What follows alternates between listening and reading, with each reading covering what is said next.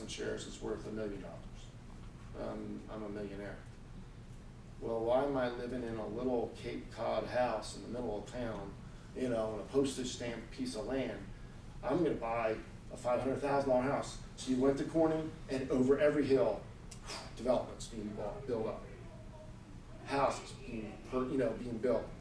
Well, then this Corning stock goes back down. Now you go to Corning, development after development that's not finished. Okay, here's business. Wow, look at America, all this money being spent. Wow, we gotta produce more bicycles. We gotta produce more refrigerators. We gotta produce more dishwashers. We gotta produce more cars. Look at all the money. People are all buying that stuff on credit, and they really can't afford it.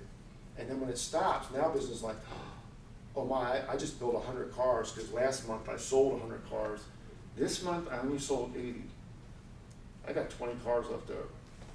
I can't sell them. Factory order, only build 80 this month. So I'll get back to my 100 inventory. I only sold 60 this month. And I have 40 cars left over. 40 cars sitting in a lot means I bought them, I'm not making money on them. That's a problem. You know. And by the way, next month I only want 50 cars because I'm hoping for this thing to turn around. 3 months later, I've got 70 cars in the lot. Now guess what happens in the factory? We were working you guys at overtime, time and a half. So you were putting in a 60-hour work week, and then you were 40 hours, but now you're working time and a half. We don't really need that anymore, so no more overtime.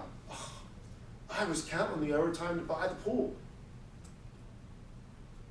I was going to put a pool in this summer because I've been making so much money making overtime. I'm not going to order the pool. Well, the pool company was like, we built 100 pools last summer. This year we only have to order for 50 pools. Well, we don't need the tractor, we don't need the backhoe, and we don't need the workers. Well, I was counting on that job last summer, all this money I made during the summer, because I bought a car based on what I was going to make. Oh my, I can't pay for the car, the bank's repossessing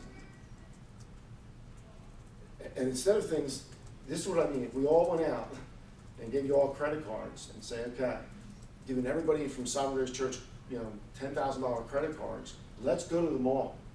The mall's like, great.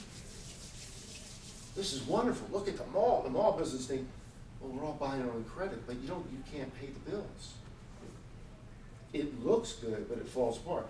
So when people are buying stuff, what that meant the factory's building stuff. It means the factory's hiring workers to build stuff. It means they're giving them overtime. It means they're buying more iron to start this. Now some are not buying that, and it goes in the opposite direction. I know, don't come to work this week. I'm sure it'll turn around next week. We don't need you this week. Layoffs. That's okay. Oh man, I've been laid off 2 weeks in a row. We're not going to buy the refrigerator that we were planning to buy, which means the manufacturers now, and it just spun down. So you have over-speculation, people spending money they didn't have, and overproduction, businesses building stuff they couldn't sell, okay? Which drove prices down, which made things non-profitable, which caused all sorts of problems. All right, we'll stop there and pick up on the conditions of the Great Depression next week. Mr. Boettcher, Wait 1 second. Yes, sir. with the test that you handed out.